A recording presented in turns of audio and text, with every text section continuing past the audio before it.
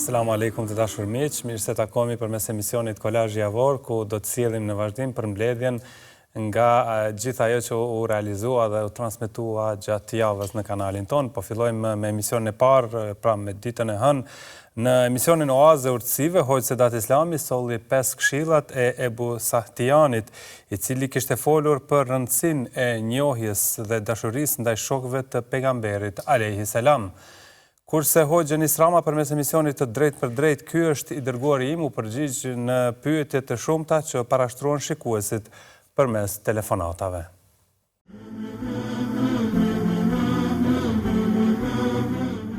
Këshillat e imamit Ejub Sahtiani, i cili ka thënë kësaj: kush e do Ebu Bekrin, ai e ka ndrejtur dhe rregulluar fenë e vet. Kush e do Omerin, ai e ka qartësuar rrugën. Kush e do Uthmanin, ai është ndriçuar me nurin e Zotit. E kush e do Aliun, ai është mbajtur për nyjes fort. Dhe kush flet mirë për shokët e profetit Muhammed, paqja qoftë mbi të, ai është i pastër nga hipokrizia. Pra, siç mund të shohim në këtë këshill, Ejub Sahtiani, Allahu e mëshiroft, përmend se 4 sahabët që janë njëherësh edhe sahabët më të mëdhenj kanë vlera të veçanta dhe se nëpërmjet tyre ne arrim që ta rregullojmë fenë tonë, por krahas tyre respekti ynë duhet të jetë për të gjithë sahabët. Ti ka thënë Muhamedi alayhi salatu wassalam: khayru hadhihi al-umma ba'da nabiyha Abu Bakr thumma Omar. Njerëzit më të mirë të këtij umeti pas profetit alayhi salatu wassalam janë Ebu Bekri, pastaj Omeri.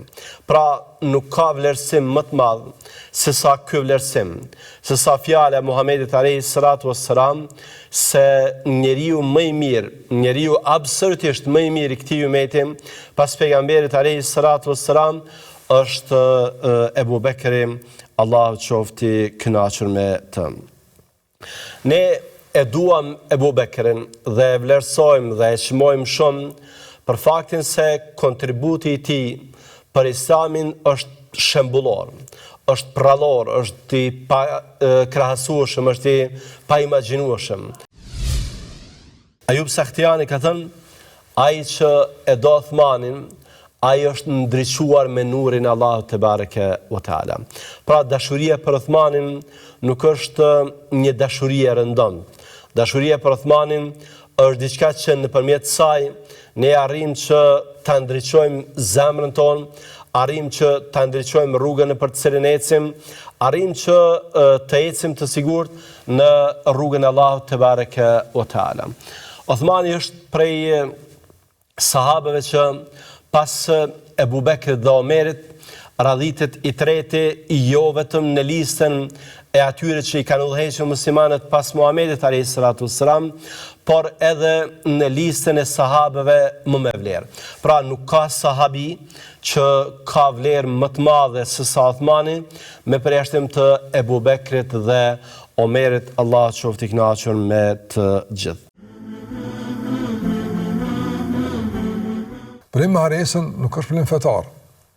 Mund të ketë shumë arsye pse harron, mund të jetë mosha, mund të jetë për shembull ndonjë problem i caktuar shëndetësor, mund të ketë për shembull përdorimin ndonjë terapie të caktuar kështu me radhë, që kanë për të konsultuar ndoshta me ndonjë mjek, ose ndoshta edhe me rishikuar pak gjendjen e vet, ose mund ndihmu me dikën, dikush më ia kujtu për shembull nga një familjar, më thon koha namazit është tash për shembull e ke fal namaz, më fol përsëri. Mund ndihmu me dikën, ndihmon, ka nevojë mund ndihmu, sikur për shembull gjum kanë me të ndihmu dikush më çupi gjumit në sabat, çavalla se po mik sabahu, o mi po flej pak, zgjam nga gjumi se po mi ka kshami, domthon që në ndihmu këtë situatë nuk ka diçka e pazakonshme. Tjetra që do të pas kujdes është se nganjëherë ty duket që për shembull se ke bëu ç'është duhet, po e ke bëu ç'është duhet. E zanin televizor kur thirr, domthon thret mas që ka hi koha. Andaj në mos sabot hin edhe para se me thirr ezanin në televizion. Që shumë që po e përcjell me PIS TV ezanin, mirë po ezanin në televizion thret qyshtin e xhamia. Andaj koha e sabatit hyn edhe pak më herët. Nëse ke fal 15 minuta para se materializon rregulli, vizita e varrezave në Islam është e lejuar. Se përket grave për të vizitu, ka mos pajtime, po mendimi më i saktë është se lejohet. Pse ka mos pajtime? Jo për shkak të ndonjë largasoj kufizimit të gruas, por varri provokon emocione. Normal, provokon emocione, provokon mërzi. Edhe gruaja nga natyra e saj, më vështirë mund me përballu atë gjendje dhe ka mundësi që ndoshta me u përfshi nga ndonjë lot i tepruar, ndoshta edhe vajtim që ati dikur i bën dëm. Andaj dietarët kanë përmendur që gruaja të jetë e kujdesshme në vizitën e varrezave. Edhe burri, njëjtë. Nëse mundesh me u përmbajt, me vizitu varrin, mundesh me u përmbajt, një lot me rrjedh s'prish punë, po mu përmbajt nga vajtimi, mu përmbajt nga ndonjë mërzi e tepruar, nëse mundesh me mu përmbajt, vizitoje. Pas moshës 10 vjeçare, namazi fillon në fazën e obligueshmërisë. Tash ti ke në fazën ku veç pritet të bëj namaz obligim. S'ka më kthim rapa. Nuk ka bash sikur i ke pas 7 vjet. Nuk ka bash sikur i ke pas 5 vjet. Është pak më i rritur se që po ta merr me anjë. Prandaj namazi me lon tash këtë situatë nuk ka bash sikur e ka lon kur i ke pas 8 vjet, 5 vjet e kështu me. Nuk ka bash njëjtë. Obligim nuk është, pas nuk është njëjtë sikur i ke pas 7-8 vjet atë. Prandaj mas moshës 10 vjeçare është një fazë ku tash veç po kalon në obligueshmëri, po kalon në obligueshmëri. Nëse kurse për shembull, njëri që ka udhëtuar me aeroplan, ka kaluar procedurat e pasaportit, e sigurisë, aty çanta këtë, tash ka hyrë në aeroplan. Ai sa i nuk ngrit aeroplani, është i lidhur. E po sikur se më udhëtuar nga se s'ka dalje më, dera është mshël, i lidh me rripin e sigurisë, tash pret kur ka më qenë aeroplani, vetë çka po pret. Ti halon tokë është vërtet, s'ke fluturuar, po je në fazën e përgatitore për të fluturuar. Edhe ti kemi një fazë, rripin është me lidh, më ul, me fik telefonin, më bogati, kur bot obligim me koni gaçë për me udhëtu një jetë me namaz.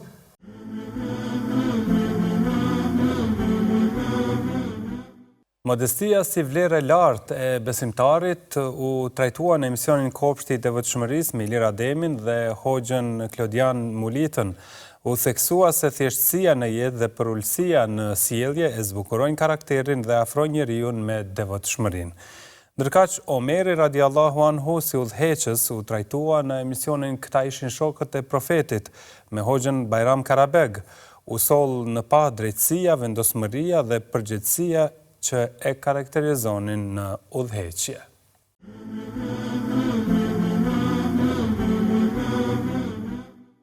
E Allahu i madhëruar nuk e urdhëron dhe nuk e porosit profetin Muhammed sallallahu alaihi wasallam vetë se për diçka që është në të mirën e tij, që është në të mirën e shoqërisë ku ai jeton, që është në të mirën e kryerjes së misionit fisnik me të cilin e ngarkoi Allahu i madhëruar, përçimi i mesazhit hynor, përçimi i fjalës së Allahut të madhëruar, përçimi i virtyteve të larta, ndalimi nga çdo gjë e keqe, nga padrejtësia, nga dhuna.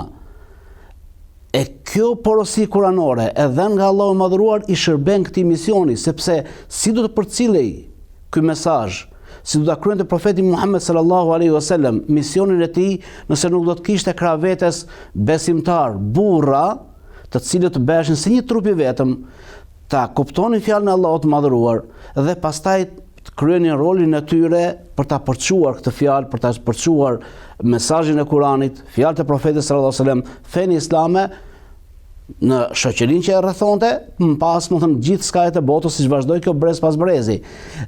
Pra edhe një herë, përderisa Allahu i madhëruar e urdhëron profetin sallallahu alaihi wasallam që tregohet i butë, i mëshirshëm, i thjesht, modest me besimtarët, kjo tregon se ky është një virtyt që patjetër duhet ta ketë lideri në mënyrë të tillë që misioni i tij, thirrja e tij të ketë sukses.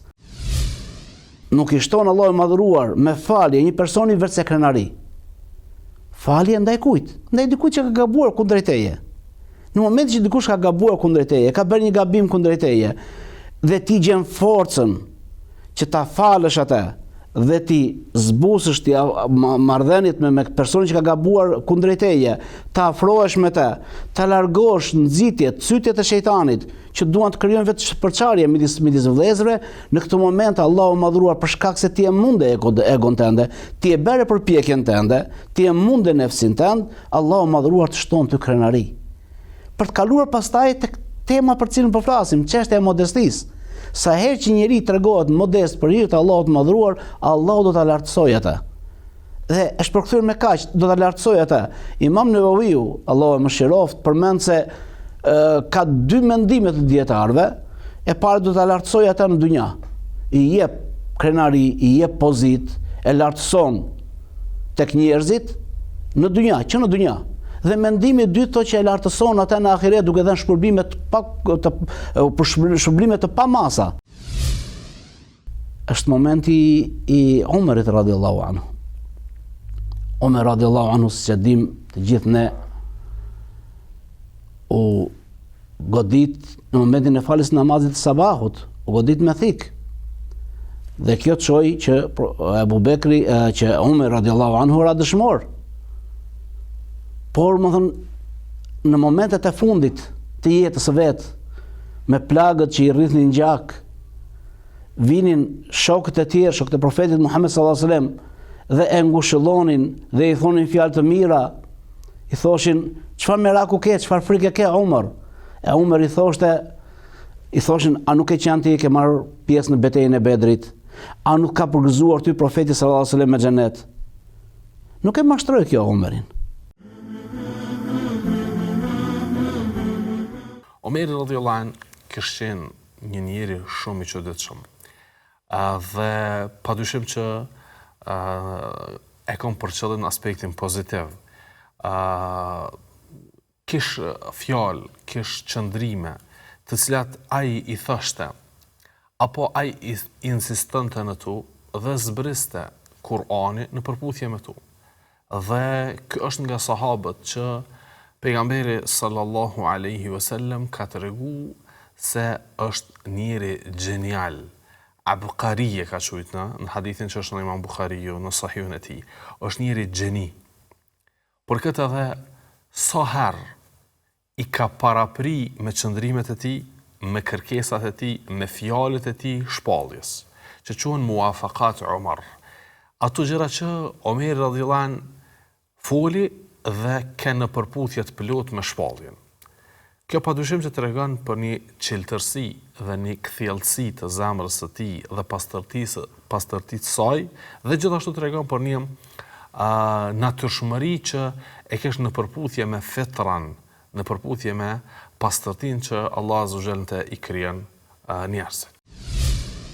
I kanë vlerë dhjetor afërsisht deri në 40 veprime dalin se Omeri ka qenë i pari që i ka nis ato dhe ka qenë nisma e tij nismë e hajrit, apo qoftë në aspektin e dijes dhe të arsimimit, qoftë në aspektin e gjendjes sociale, qoftë në aspektin e pagave, qoftë në aspektin e gjykatës, qoftë në aspektin e ndarjes së prunave dhe dhënies së prunave të shtetit për shfrytëzim.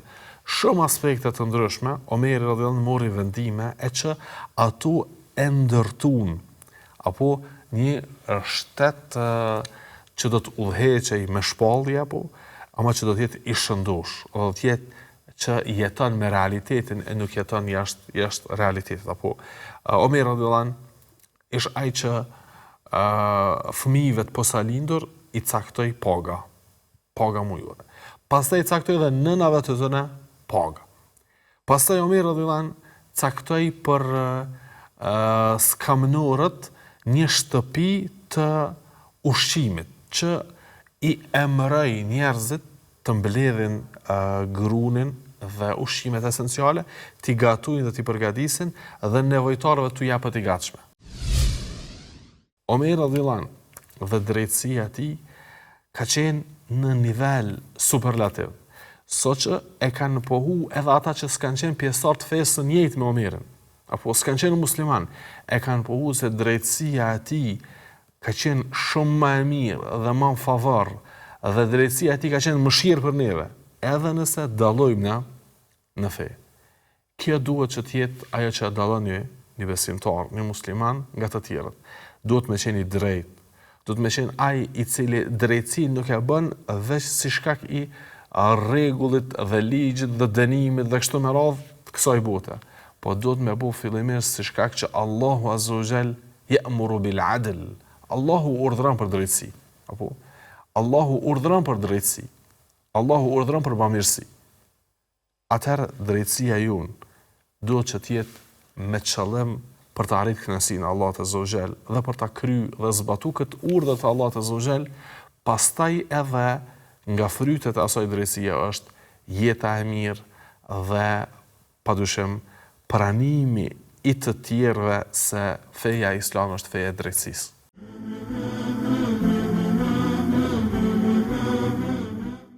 Ndarjet e shitblerjes u trajtuan në emisionin Fiton Ndersha me Hoxhën Rasim Haxha. U sqaruan format dhe kategoritë e saj duke vënë theksin te rregullat që sigurojnë drejtësi dhe transparencë në tregti. Në anën tjetër, kodi etik, tauhidi dhe përgjegjësia hyjnore u trajtuan në emisionin Në thellësitë e surës El Enam me Hoxhën Enes Goga. U nënvizua lidhja mes besimit të pastër dhe përgjegjësisë që mban njeriu në jetën e tij.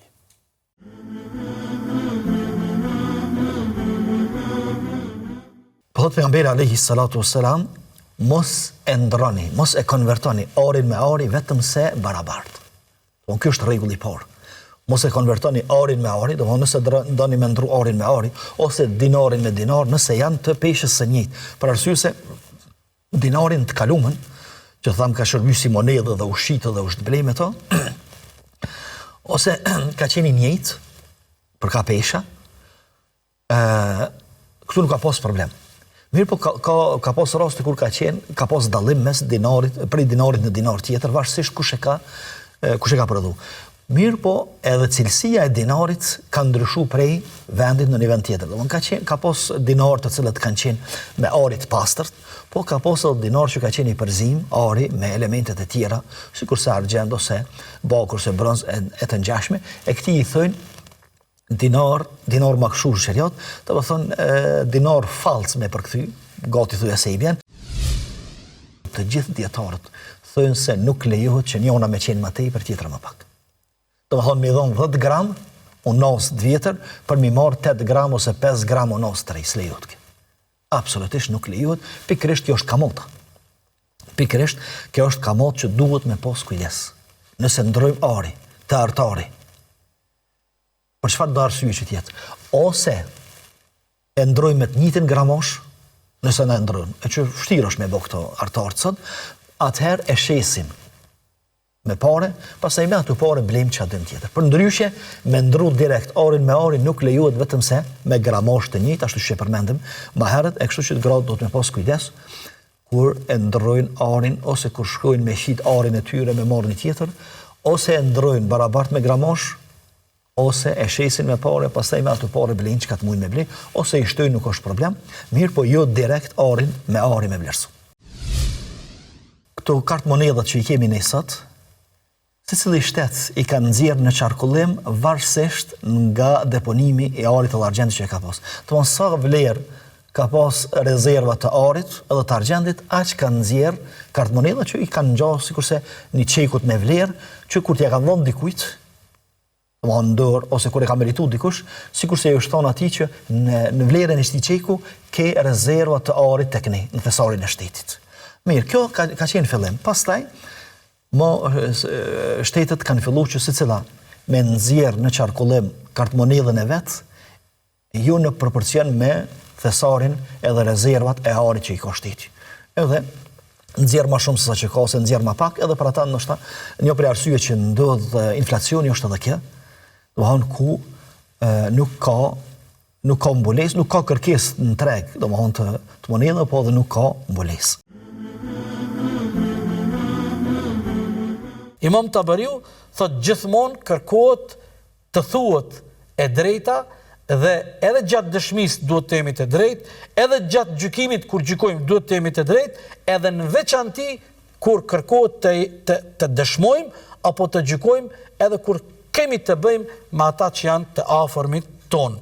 Pastaj Allahu dhul xhelal thot, përmbusheni besën ndaj Allahut. Imam Tabariu thot, në marrëveshjet e tuaja, në marrëveshjet reciproke, në obligimet dhe detyrimet fetare dhe në premtimet reciproke, duhet t'i përmbushni të gjitha ato nga së është urdhër i Allahut. Prandaj ajeti thot, të gjitha këtu janë urdhra porosi që ju t'i keni në mendjen tuaj dhe t'i kujtoni se janë urdhra dhe detyrime që Allahu kërkon t'i përmbushni, prandaj me vetdijen morale reflektoni dhe përmbushni gjitha këto obligime.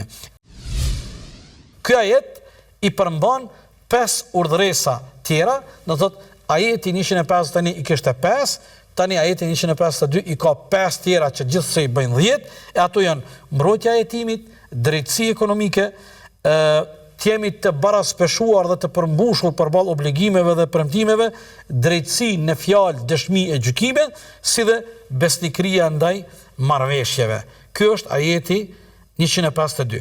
Në ajetin 153, thot Allahu dhul xhelal, wa anna hadha sirati mustaqiman fattabi'uhu wa la tattabi'u as-subula fatafarraqa bikum an sabili dhalikum wassakum bihi la'allakum tattaqun.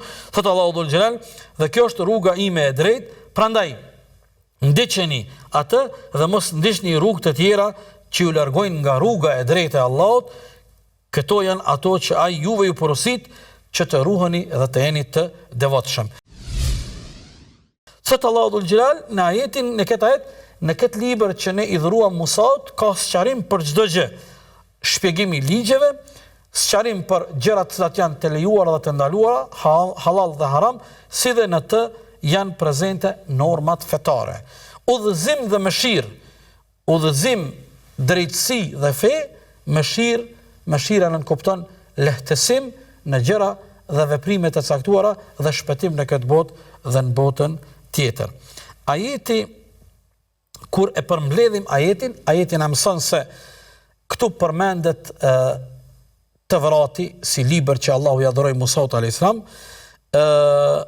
Këtu tregohet se shpallja e Allahut ishte vazhdimsi, sikurse kishte ndodhur për pejgamberët e kaluar. Udhëzimi i Allahut paraqitet si mëshirë nga Allahu dhul xhelal, pastaj ajeti lidh ligjin me besimin në ahiret, si dhe vazhdon narrativin e udhëzimit hynor, sikurse ishin udhëzimet hynore paraprakisht për pejgamberët e Allahut që ishin ardhur më herët.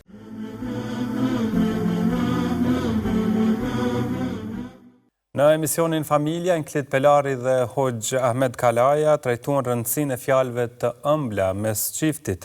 U vë në pa se komunikimi i butë forcon dashurinë dhe krijon afërsi në jetën bashkëshortore. Ndërkaq për 2 hijretet e Ummu Selemes u fol në emisionin Gratë në kohën e pejgamberit me Lira Demin dhe Hoxhën Ferit Piku. U sol në vëmendje sakrifica dhe qëndrueshmëria e saj në rrugën e besimit.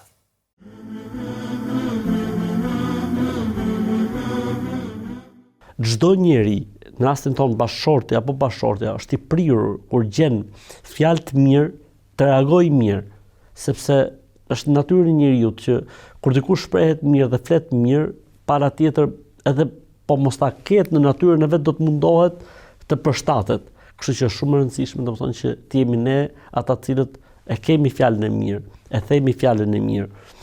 Dhe normalisht domethënë e gjejmë Kur'an këtë gjë, ku Zoti thotë wa qulu linnasi husna, folni mirë njerëzve. Nëse njerëzve Zoti na thotë me ju fol mirë, po bashkëshortit, po bashkëshortës. Pra pse ne duhet të jemi ata të cilët e presim si çdo populli me këmbë para? Jo, do të jemi ne të cilët e presim mirë, të cilët e trajtojmë situatën me logjik, me arsye, mundohemi ta ndërgjegjësojmë me fjalët tona, mundohemi që ta bëjmë të reflektojmë me fjalët tona, mundohemi që ta bëjmë ta kuptojë gabimin me mënyrën më të mirë dhe më të bukur. Duaja është ajo që ndryshon gjithçka, ajo që Zoti e ka bërë sebeb, domethënë që gjërat të transformohen plotësisht, të ndryshojnë krejtësisht. Të fitohet nëpërmjet saj kënaqësia e Zotit, fitohet nëpërmjet saj pa duas xheneti, po edhe të rregullohen shumë problematika në jetën bashkëshortore. A është Zoti ai i cili ka dorë zemrat? A është ai që rregullon çdo gjë? A është ai që mjafton që ti thotë diçka e bëu dhe bëhet? Atëherë nuk kërkohet për ne vetëm se duaja dhe lutja. Për këtë arsye ka qenë ndër lutjet që Zoti na ka mësuar neve në Kur'an, në surën El Furqan, Allahu xhalla xhelalu përmend se të zgjedhurit e Zotit luten duke thënë: O Allah, o Zoti ynë, na jep neve prej fëmijëve dhe prej bashkëshorteve tona ata ose ato, pra nëse burri lutet për bashkëshorten apo gruaja lutet për bashkëshortin, ata që na kënaqet zemra apo na lumturojnë. A nuk doni që t'ju fali Zoti juve? Falini pra njerëzit. Mëshirojini njerëzit që t'ju mëshirojë Zoti. Allah është ai i cili vendosi mes jush dashurinë, dhimbshurinë. Kjo dhimbshuria çfarë do të thotë? Dhimbshuri do të thotë mos me lënë tjetrin të vuaj. Pra përderisa është bërë një gabim dhe është kuptuar gabimi, nuk i mëshohet më, pra nuk duhet ta vazhdoj më dhe më tutje. Si thash, krijuar nga brinja. Pra, nëse do ta drejtosh e thyen, nëse e lën ashtu është e shtremt. Po kështu edhe mashkulli, domethënë, edhe ai ka një natyrë, domethënë që po ta thysh shumë vështirë të ngjitet më. Kështu që domethënë ne duhet të kemi disa kufi dhe disa limite që hidhërimi ynë dhe zemërimi ynë nuk duhet të tejkaloj, sepse pastaj kalon situata në një gjendje që më nuk rikoperohet. Burrat mund të kenë mision pak më të veçantë, kryejnë detyra pak më specifike që shkojnë përshtat me natyrën e tyre, po kjo nuk i le as pak gratë, ose nuk i le as pak pasive gratë që të thënë që të rrinë gjithmonë në safin e dytë. Ata kanë qenë paralelisht bashkë me burrat gjithmonë në krahët profetit Muhammed sallallahu alaihi wasallam dhe në krahët profetëve. Kemi folur edhe për historitë e grave në jetën e profetëve. A nuk është argument dhe dëshmi që dëshmorja e parë që derdh gjakun e saj në rrugtimin e kësaj feje është një grua dhe është një burr. Disa prej grave në Mekë kishin dhe vetë natyrën që ishin, po themi, më kërkuese, ishin më aktive se sa disa tjera. Sidomos fiset caktuara e kishin këtë. Dhe Ummu Seleme është pra asaj kategorie. Babai i saj mendohet që ka qenë një nga fisnikët e fisit të tij, njëri shumë po themi bujar, dhe bujaria në përgjithësi ishte cilësi e arabëve të asaj kohe, por edhe vajza e tij Ummu Seleme vlerësoi dhe respektoi edhe për statusin e babait të saj. Dhe ai kishte marrë cilësitë më të mira dhe nga familja e saj. Pra edhe vetë karakteri i Ummu Selemes, po themi, dallonte mbi gratë tjera të asaj kohe. Pastaj një vit më vonë vjen betejë e Uhudit, nga betejat më të vështira që në cilat kanë hyrë muslimanët, dhe në atë betejë Ebu Seleme, pra Abdullah, bashorti i Ummu Selemes, merr një plagë të thellë. Plaga për një farë kohë siç transmetohet duket sikur është rregulluar dhe nuk ka problem, por me sa duket kishte qenë plagë e thellë me një infeksion të brendshëm dhe nuk shkoi shumë gjatë, ju rikthyen dhimbjet dhe ai ndron jetë si pasojë e kësaj plage. Mirë, po për Ummu Selemen, imagjino një njeri i cili nuk ka asnjë me vete. Nuk ka askënd tjetër përveç se bashortin e saj dhe ka fëmijët e vetë. Tashmë ishin 4 fëmijë. Nuk ka asnjëri tjetër. Sprova është jashtëzakonisht e madhe. Aq e madhe është kjo sprovë sa që Ummu Seleme thoshte me veten e saj, si mund ta përballoj unë një sprovë të tillë. Thua që bashorti i saj në smundjen e vdekjes i tha Ummu Selemes: kam dëgjuar vetë nga profeti Muhammed sallallahu alaihi wasallam, kur dikush sprovohet dhe thot inna lillahi wa inna ilaihi raji'un, të gjithë jemi të Zotit dhe tek ai kthehemi. Kush thot pastaj mas kësaj fjale, o Zot, më shpërblet mua në sprovën që më ke dhënë dhe më kompenso atë me diçka më të hajrit dhe më të mirë, është e sigurt se Allahu xhaleshanu do t'ia kompensojë atij apo asaj me diçka më të hajrit. Tash ai që po ndron jetë, Ebu Seleme, si thua, mëson bashortin e tij, sepse ai e kuptoi që ndoshta nuk do të jetonte më, por e mëson se si ajo ti mbështetet Allahu xhaleshanu. Ai dinte se nuk ka njeri tjetër përveç besimit dhe përveç Zotit.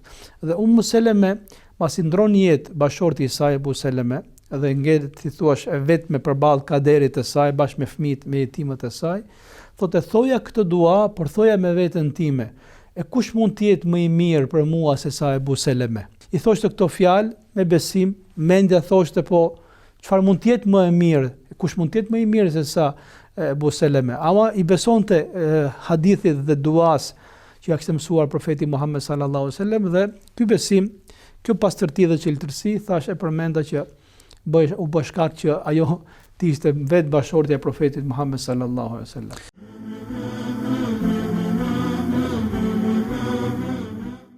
Merr me vete atë që peshon. Ishte kjo tema e radhës e trajtuar në emisionin e Drejt për Drejt e Thëna e Pathën me Hoxhën Ekrem Avdiu, në kuptimin e veprave të mira që do të kenë vlerë në ditën e gjykimit. Falja si forcë, jo dobësi, ishte tema e trajtuar në emisionin Më ka mësuar Islami me Hoxhën Blerim Musliu. U përcoll ideja se ai që fal në të vërtetë forcohet me karakter dhe me shpirt.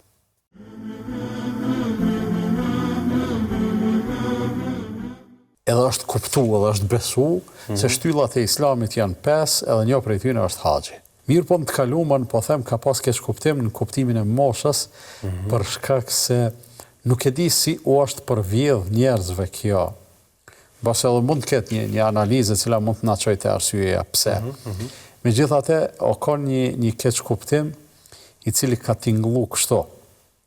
Haxhin e kemi obligim, mirë po nuk do ta kryejmë derisa jemi 3 për arsye se haxhin është vështirë me e mbajt. Kanë thonë, haxhin është vështirë me e mbajt. Kur të bësh haxhi kthehesh nga haxhi, te janë numëruar disa sharte të tjera për me mbajt haxhin. Zban me punu. Zban me peshu. Pse zban me punu? Zban me peshu, zban me shit me ble. Pse? Thotë se nuk bën me rajt. Nuk bën me mashtru në pesh, ose në mas, nuk bën me kjo s'ka bas para haxhit. Edhe gjithmonë, besogu jarë, përgjigje ose kundërpytja ime ka qenë pse, për ata që s'janë haxhi, a janë të leju me këto muhabete? Edhe njeriu ka ndodhë që ka thonë, nuk e pas kam mendu. Dhe shumica e njerëzve që kanë shku në haxhin e kanë përjetu. Për arsye se unë konsideroj se haxhi të secili shkakton një shkundje shumë të madhe. Kjo është çka duhet të na interesoj për të shkuar në haxh. Pikërisht. Pejgamberi sallallahu alaihi wasallam thotë: "Men haxha falam yarfuth wa lam yafsuq, raja'a min haxhihi ka yawmi waladathu ummuh." Ai i cili e kryen haxhin pa bë incidente, delikte, me fjalë apo me vepra. Ai kthehet prej haxhit i pastër prej gjunaheve, sikur atë ditë që e ka lindë nana. Tash kthehemi edhe një herë te kostoja apo te çmimi i haxhit. Po me t'i falë Allahu krejt gjunahet në jetën tonë, në moshën 40, 50, 60, s'ka rëndësi sa vjeçare. Po 1 milion euro me kushtu haxhi ja vlen. Ja vlen me marr parasysh çat rezultat, domethënë është një investim që ja vlen edhe atë ja vlen shumë. Njerëzit kur hynë në shtëpi të reja, ose e ka vlen një banesë, ose e ka ndërtu një shtëpi, e bukur e rregullu me, domethënë, orendit e reja, tepihat e ri, perdet e reja, era e mirë. Sonte jeni mjaft figurativ në përshkrimin. Po jo, po du me thonë, bojar, çka ban? Edhe fëmijëve ju thëre, mos i përlyni moret, se vesa i kena lyp, vesa i kena ndreq, pa një kujdes. Ose vet një pal të mbathura, ose një pal tesha kur i vesh, i je shumë i kujdes shumë, për shembull që edhe këpucat e reja mos mi bo me plon, edhe pse këpucat janë për me ecën për plon. Kështu është haxhia. Paramendo tash çysh do të më qenë haxhiu. E ke arrit, haxhiu i vetëdijshëm edhe i vëmendshëm. E ke arrit gjitha të mirësi, je shliru, i shkarku për i gjunaheve, për i barve, kështu. I boj i dashtu një Allahut, fuqi plot, se ke qenë musafir e Allahut, se haxhilerët janë musafir të Allahut, pa dyshim. Dhe tashmë kjo kujdes të rjetën. Edhe je po kandidat potencial për me qenë banori xhenetit, kogja me një farë vize, me një farë rezervime interesant. E tash, për një mend, nuk ja vlen me qenë shumë i kujdesshëm. në qoftë se reagimet e tjerëve përballë neve nuk janë reagimet e duhura, nuk janë reagimet pritura, pra nuk janë reagime as vlerësuese, sepse ti po e bën një të mirë, ai po ta kthe me të keq. Ti dëshiron të bësh hajër, ai të del pengesë. Ti dëshiron që të jesh i dobishëm, e nga ana tjetër të vjen e kundërta asaj.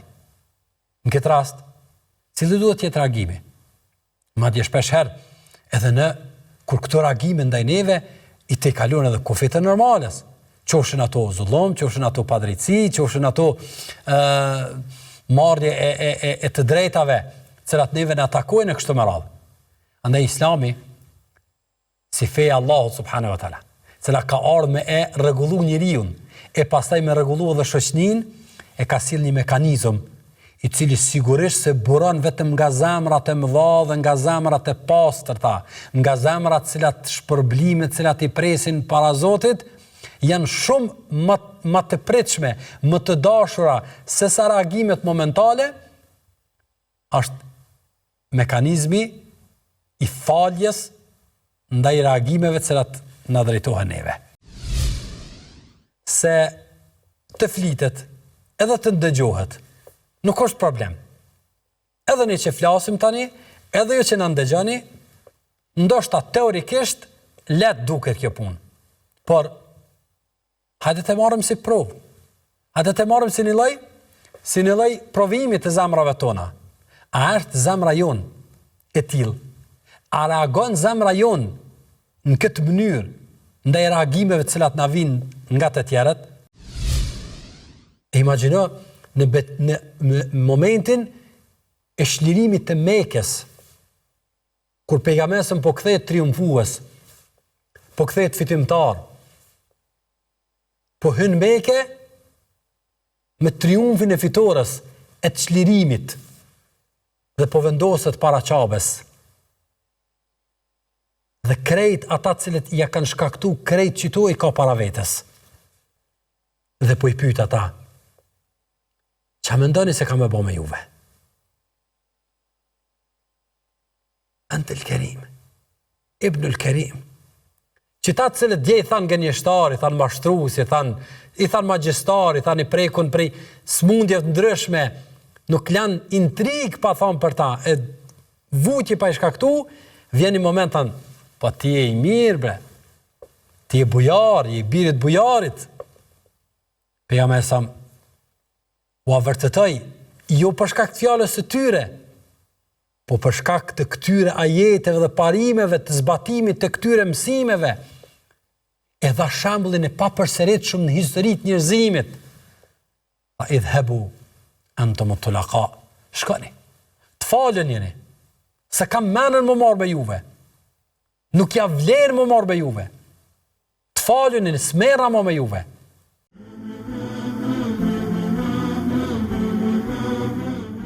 Vazhdojmë tutje gjatë emisionit Këndi i diskutimit me Hoxhën Blerim Musliu, dëgjuam shumë këshilla lidhur me ritualin e haxhit për ata që udhtojnë për në Qabe, e po ashtu folëm edhe për 10 ditët e para të muajit Dhulhigje.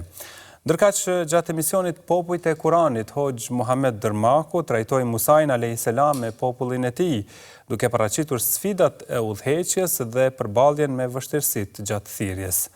Edhe këtu u soll në pa durimi dhe përgjithësia si shtylla të misionit të këtij pejgamberi.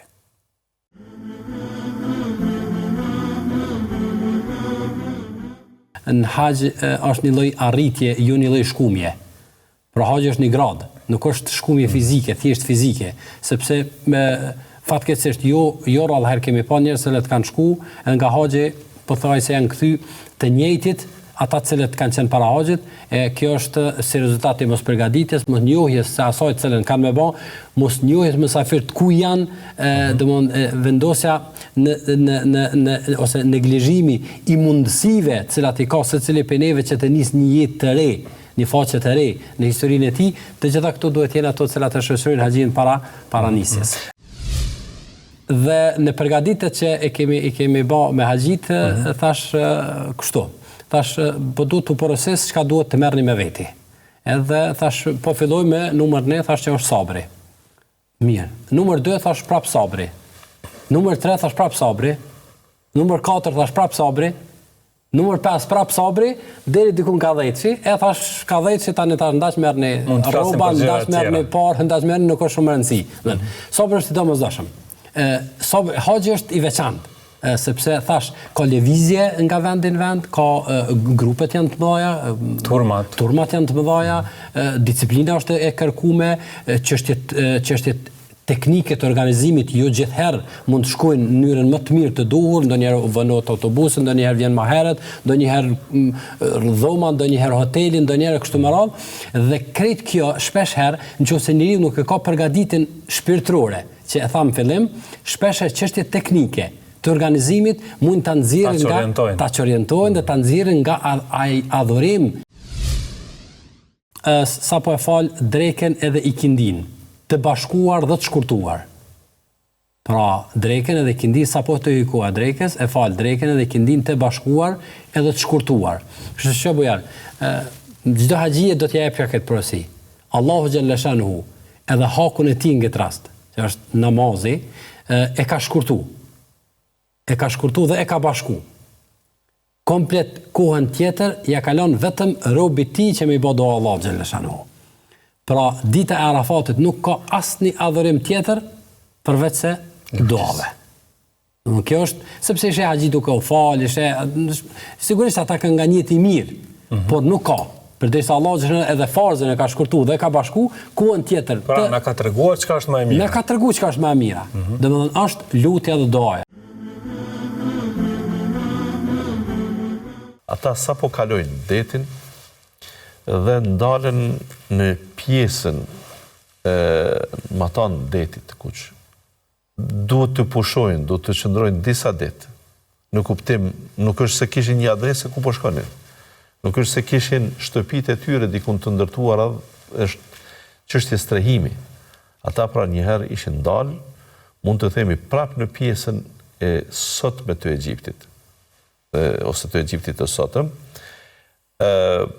por që do të kishte domthonë orientim ka Palestina e sotme, ata u ndalen aty dhe çudia është se tash kanë nevojë për jetë. E kjo për Beni Israelit të respektuar të shikues i bie shumë njëjtë me hijretin e Muhamedit sallallahu alaihi wasallam prej Mekës në Medinë. Muhamedi sallallahu alaihi wasallam dhe besimtarët e tij, sahabët, u detyruan të lëshonin vatrat e tyre, shtëpitë e tyre në Mekë, të imigronin, të shkonin në Medinë. Ky imigracion, ky hijret ishte i patjetërsueshëm. S'kishin ka të ambanin për të zhvilluar besimin e tyre, orientimin e tyre.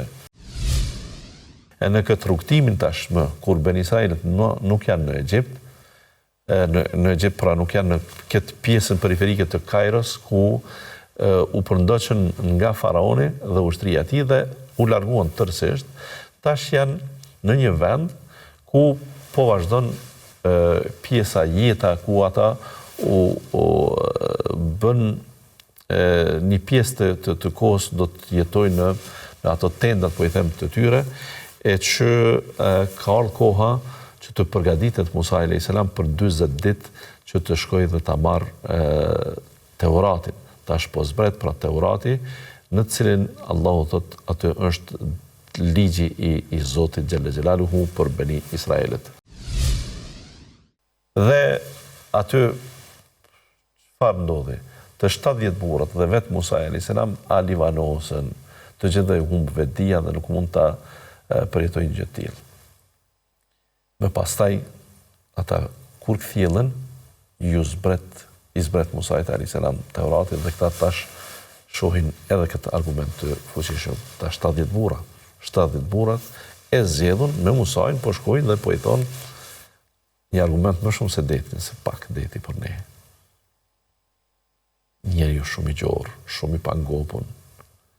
Njeriu sa do t'i ndihmosh, po se pat ndjenjën e besimit dhe të falënderimit e të mirënjohjes të avancuar, të theksuar, del që është shumë glabrues, shumë i pangopun, shumë kërkues dhe kësisoj këta ishin ata 70 burrët. Zbriti Tevrati dha dhe disa informacione interesante. Zbriti në fleta të mëdha, ashtu për njëherë, dhe i morën mësimet. Çfarë ndodhi dhe çfarë mësimi morën, që Musa a.s. në vend se të gëzohet, u hidhrua. U hidhrua edhe pse i erdhi shpallja, sepse aty mori një lajm jo të mirë.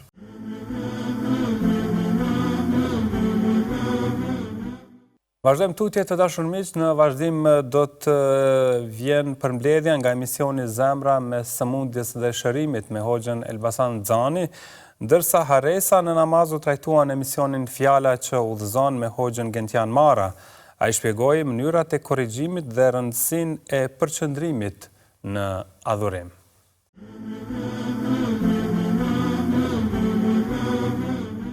Allahu Azza wa Jall tregon se është krijuesi i qiejve dhe tokës.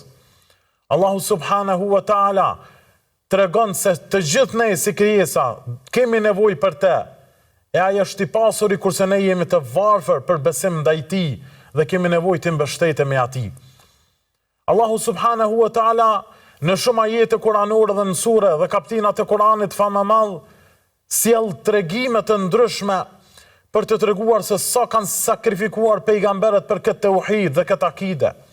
Sa kanë sakrifikuar popuj të ndryshëm që janë përsekutuar dhe maltretuar, vetëm që akidja të mbetet e para e palëkundur me jo dyshime në raport me Allahun Subhanahu wa Taala.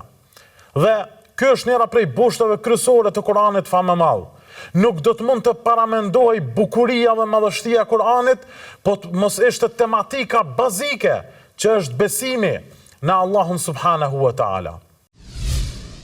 Një bosh tjetër, një tematik tjetër të fuqishme, që i sjell Kur'anit, dhe me të madhështohet ky libër i Allahut Azza wa Jall, janë tregimet, rrëfimet dhe historitë që përmes tyre dëshiron Allahu Azza wa Jall që të na i zgjoj zemrat tona, të na i pastroj zemrat tona nga idhujtaria dhe nga gabimet eventuale në jetën e kësaj bote.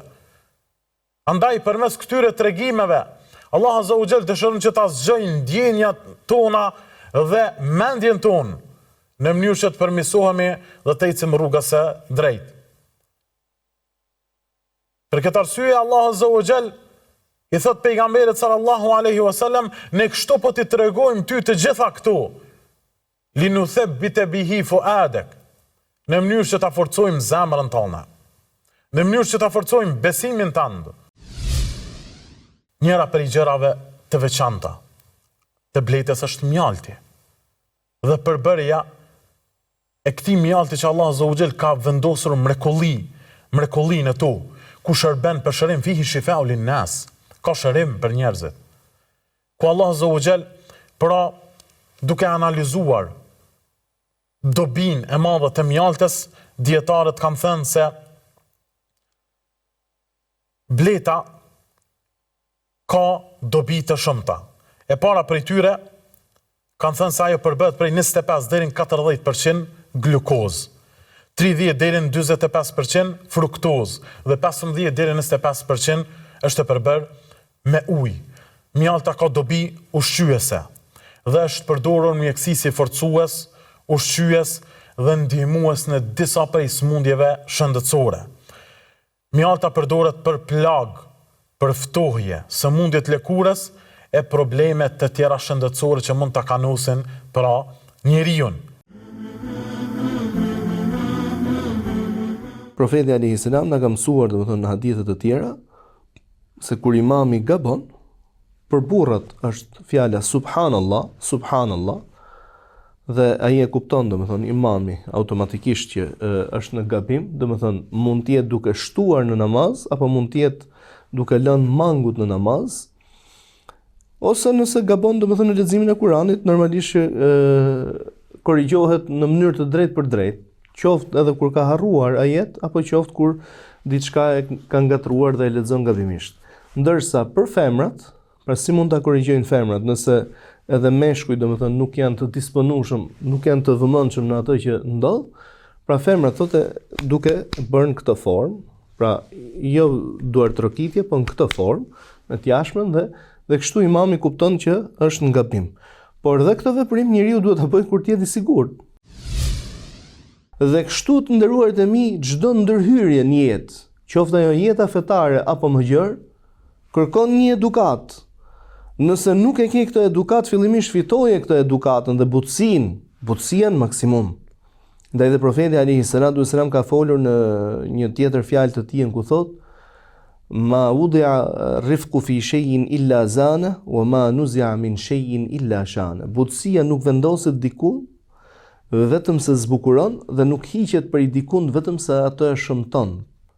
Ndaj butësi, dhe në rastin konkret edukat. Po përse ky person në rastin konkret nuk reagoi ndaj profetit alayhi salatu wasalam me subhanallah? Sepse në rastin konkret të nderuarit e mi ne kemi të dërguarin e Zotit.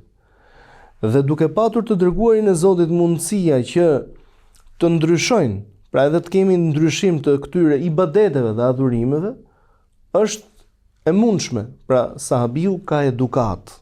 Mirë, po nuk mjaftohet me faktin që shiko, pra vepra e profetit ndoshta do të ishte e mjaftueshme. Ndërkohë që hadithi na mëson, fjala na mëson, fjala profetike na mëson se çdo gjë në këtë fe është e konceptueshme. Të lindë e drejta të pyesësh.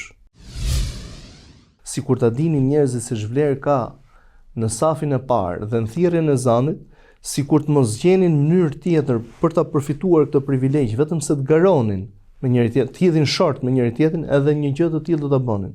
Kjo është më së vërtetë, por nuk ndalon fakti që pas imamit duhet të qëndrojnë njerëzit më të ditur. Dhe ky lloj asketizmi i këtyre njerëzve të ditur që shpesh i gjejmë edhe në xhamitë tona, mund të jetë në statusin hoxh ose teolog dhe e gjen domethënë që qëndron ose në fundin e xhamisë, ose qëndron në ambientet e jashtme të xhamisë, duke kryer thjesht ato ibadetin si çdo kush tjetër. Nuk po them që t'i hapim rrugën që ky të kalojë këtu me patjetër në vendin e parë, por të nxitojë dhe ky paksa, pse jo kur të shifet, le të kalojë edhe në vendin e parë.